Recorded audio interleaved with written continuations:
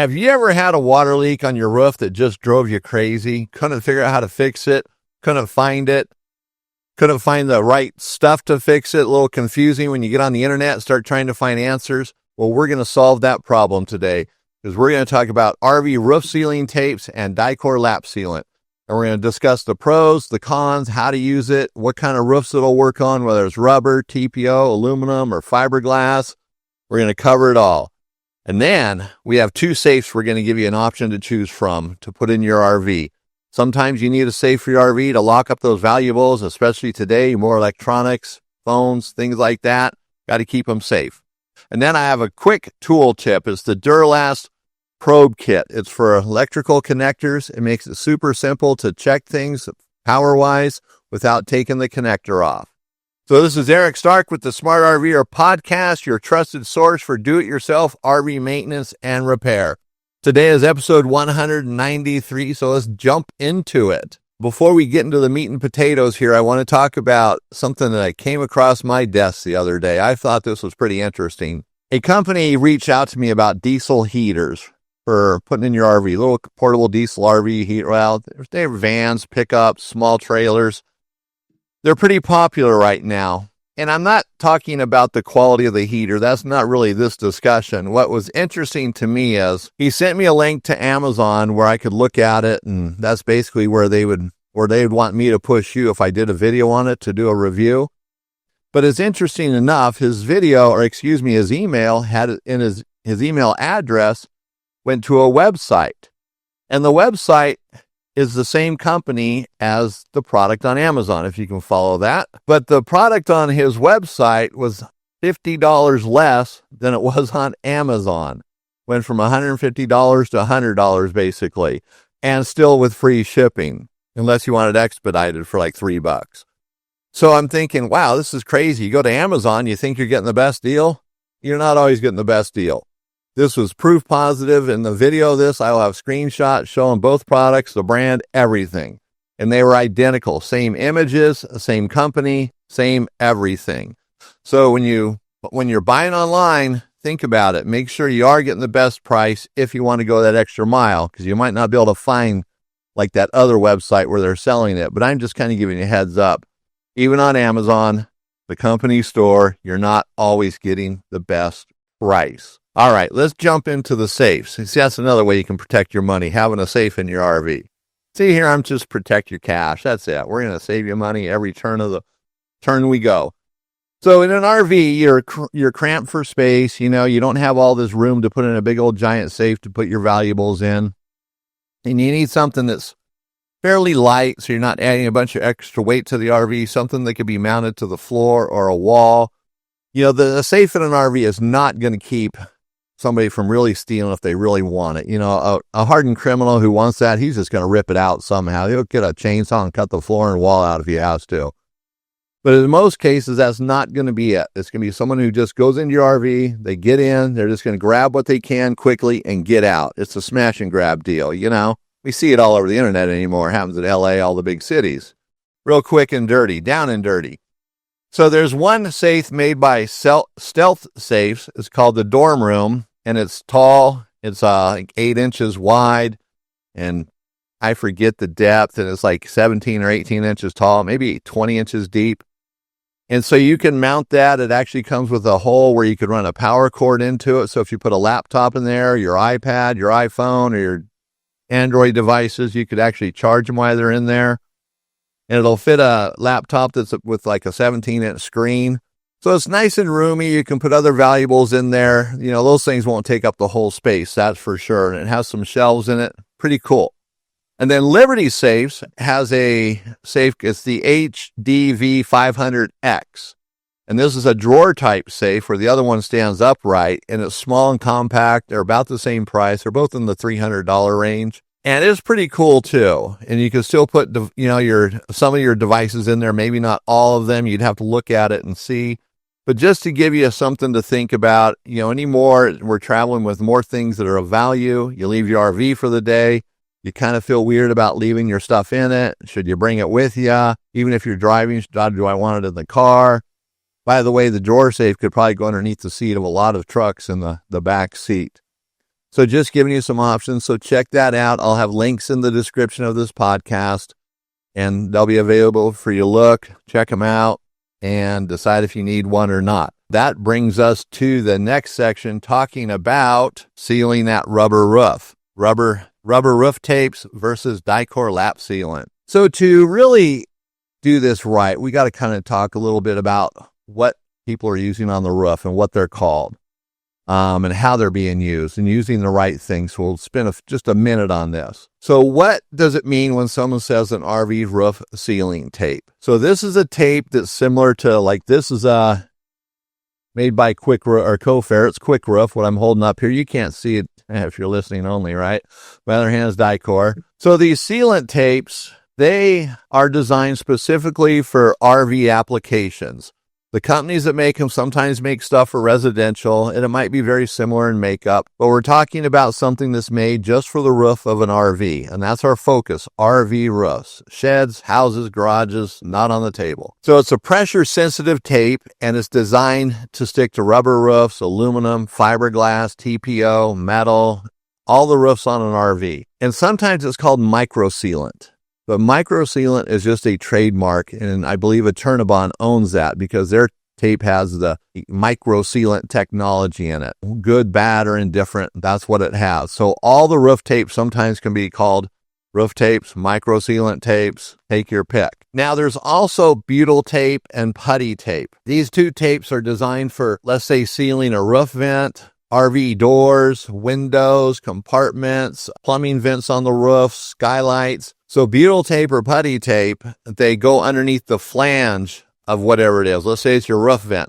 So the putty tape would go between the flange and the roof. You screw the vent down, and then you would put, if you decide to, your sealant tape around the top or your lap sealant, which we'll get into a little bit more. We're just talking about the tapes right now. And then, of course, you can go to the hardware store and get something like Gorilla Tape or duct tape or some sort of tape. Avoid that at all costs unless it's an emergency. And think twice before you start putting especially Gorilla Tape on the roof or anywhere on your RV. Gorilla Tape can be pretty nasty, or duct tape. It leaves a residue. Sometimes it can melt in the sun. I know on awnings, people will put it on the awning fabric when it's tearing, and they'll go right up to the side of the RV. It's impossible to get off. You know, it takes so much time, and we do awnings, unfortunately. The customer has to do it because it takes too much time. So you think about that before you put tapes down like that, a duct tape, a temporary thing. Is it an emergency, or are you just doing it because you don't want to spend a little bit of money? Spend the money. It's well worth it when you have to undo that mess. So hardware stores, places like that, unless it's RV specific, you want to avoid it. Dicor lap sealant. Here's the basics of it. So this is what Dicor is actually really good at. It's for sealing things around the roof like vents, skylights, antenna bases, plumbing vents, ladder mounts, things you might add to the roof, solar panels, screw heads. Those are the things Dicor really works good on. Now you do have to prep the roof first, and you always want to make sure it's clean and dry. You don't want any water in there, otherwise it won't stick. Dirty won't stick either. You want it clean and dry. So if you wash your entire roof, I say let it dry overnight or into the next day, and then go ahead and seal it. And this is a caulking gun application. It's not a little squeeze tube or anything. It dries fairly quickly. You know, once you put it down, you kind of want to get it where you want it to be, because it's going to set up. It's not going to cure immediately, but it starts to, what's that called? Lost my thought here. Skim or whatever. It starts to, basically dry. So you're not going to be able to spread it or do anything after you're done. And actually, it's self-leveling. That's what we're really talking about here, is the self-leveling for all your vertical surfaces, basically the flat part of the roof. Once you put it on, it levels out, so you don't have to touch it anyways. And sometimes when it's a little cooler, it doesn't spread as much, so you might need to run two beads right next to each other, and they basically melt together, if you will. Yeah, it's to skin over. So it takes about 5 minutes to do that. Then it's got 4 hours before it becomes waterproof, and that's for sure. I know here in Montana, we've had installations where it starts raining a few hours afterwards. You put it on, and it's actually waterproof then, but 4 hours is much better. So that's Dicor. And we've talked about the sealing tapes a little bit, or getting into it. So now let's talk about the sealant tapes versus Dicor. So there's pros and cons to both. So the roof sealant tapes or sealing tapes, Those are really good for your long seams on the roof, or joints where, let's say, the front cap comes to the roof. It's going to be an 8-foot wide seam, basically. So your front and rear caps, the long seams along the edge of the roof. If you have a tear in the roof, definitely the sealant tape is a better repair for that, unless it's a little tiny one, maybe a 1/2 inch long, and a little Dicor is fine. The sealant tape is extremely durable. It holds up. And basically, once you put it on, if it's done right, it's a permanent fix. It's going to outlast Dicor or anything else. It's going to work very well. It's designed to hold up in the UV, the sun, different weather, water. It doesn't matter. It seems to work very good for a very long amount of time. Now, it's sometimes done a little bit quicker because you can kind of go over everything stuff. It's more, the prep is almost the same. You want the prep to be very good as well with this, same as Dicor. And so that brings us to the cons. If you don't prep it properly, prep the roof, it's not going to stick that well. And so you might be throwing your money away. So you really need to prep it and make sure it's going to stick. So don't just wipe it off with a dry towel. You need to wash your roof and really get it dialed in. If you don't get it right as well, the edge can lift up some, and you'll see that right away. So if your edges are lifting up after you put a little bit down, you haven't prepped your roof properly. And the other thing about it is, if you have a long run, you probably want 2 people to help you, or at least 1 person to help you, because once you put this stuff down, it becomes very sticky and it gets aggressive and it'll just hang on. So, if you put it down and it's going a little sideways and you got an 8-foot seam you're trying to do, all of a sudden at the last 2 feet, you could be off at a 1/2 inch. And by the time you get to the 8-foot mark, you could be over 2 inches away from what you were trying because you didn't get it on straight. So 2 people spread it out and lay it down, set it down, maybe even put a chalk line to kind of give you a guidance so it gets into place properly. It likes to be installed in warmer weather. It's going to stick better. It's going to work its way around different contours, dips and valleys and stuff like that, much better than colder weather. It's not going to stretch. And another thing too is it can hide problems. So you might have a leak that I'm just going to tape over it. But the wood is all soft underneath the rubber or the fiberglass, and so you're not really seeing what you're doing. In fact, when you roll it out and really press it on tight, you might be damaging underneath it and you don't really see it. Because with this, it's best to use one of those little metal rollers, and they have that in their description, and you can actually buy those separately. So you really want to get it on tight, and so you can be damaging stuff if there's some underlying issues there that you can't see, and then basically you're taping over it, and now you're really not going to see it. Now it's Dicor lap sealant, and there's leveling or self-leveling and non-sag. So the non-sag is what you'd use on the side of the roof. Sometimes it comes over about a 1/2 inch. Maybe 1 inch, the rubber. That's where you use that, where it goes underneath the metal trim on the side. But everywhere on the flat surface of the roof, you use the self-leveling. It's important that you get that straight. Self-leveling on the side will just run down the side, especially in warmer weather. So self-leveling is ideal on roofs that has complex shapes when there's penetrations in the roof, or like roof vents, plumbing vents, skylights. It just works really well around there because you have the screw heads, you have edges. It's going to overlap the edges. It's kind of a simple way to do it without making it really hard. And there's a reason why is the sealant tape, when you put it around a roof vent, it's got to get over the screw heads real tight. There's highs and lows on the sealant. So it's hard to get a nice clean seal around it as well. And then if you ever have to replace that vent, the entire vent, which on most roof vents have a metal base, but even plastic ones, they don't last forever. It'll be a real chore to get that sealant tape off, especially if it was put on right. Or around plumbing vents, it's a little harder to go around it, so you're going to have to cut the tape and lay it out and fit it and make sure it fits right so you don't have any folds in it. Just the other day, I saw a guy's roof, and he had the sealant tape, and he wrapped around his stanchions for his roof rack and his ladder. Didn't take any time. It's not going to last. He just wrapped it around it and stuck it down, and the stuff that overlapped, he just folded it over and kind of pretended that it was good. It's not how you do it. See, that's where the Dicor self-leveling is so much easier for that. And yes, it does create a little maintenance down the road, but going up there 2 or 3 times a year to put a little extra sealant on there if you have to is really not that big of a deal. Doing all the long seams and stuff, yeah, that can be more time consuming. So the self-leveling Dicor is easier for touch-ups. It sometimes comes off really easy, sometimes it doesn't, depending on what the roof was like when it was done originally. So it's designed for RV roofs, and make sure that you use Dicor. There might be some brands out there that are just as good. We stick with Dicor. We've tried some other brands. In fact, we bought one brand, just absolute garbage, and it was Camco. I'll tell you that. Don't buy Camco's lap sealant. It's horrible. And I like Camco products, but this one just absolutely sucked. In fact, it's all headed for the trash can. So don't buy that. Now, there are some cons to it. You know, you're going to have ongoing inspections or maintenance, which isn't really a huge deal. I don't think so. If you've done your longer seams with the tape, if that's what you want to do, you're good to go there. And self-leveling, you know, it's not good for the verticals. You can't use it, so you have to use the non-sag for that. You have to remember that. And the lap sealant can be a little bit messier. You know, it rips on the roof. If you're not careful, you get it on your hands. It's hard to clean up or harder to clean up. So the lap sealant or the sealant tape, just spread it on and away you go, basically, right? How do you know which one to use and when? How do you make that decision?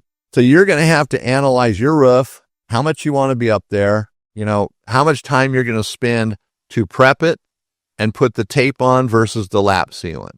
If you're going to try to go around your ladder bases or the stanchions, you're going to have to get your tape and you're going to have to cut a hole in it and a slit so it'll wrap around the stanchion so it's one piece, not try to force it around it and make it stick. That isn't going to work, so it's going to take a little more time.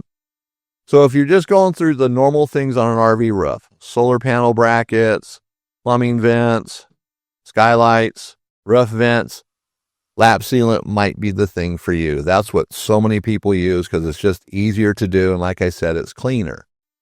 And if you need to get into weird spots where the tape's just not going to be able to lay flat and do its thing, like in some transitions on front caps to the rubber roof, you could maybe go the tape, 90% away or across, and then in each end you might have to fill it with lap sealant because there's bigger gaps. They just didn't do it right at the factory, so you have to kind of fill it in, if you will, which that does happen.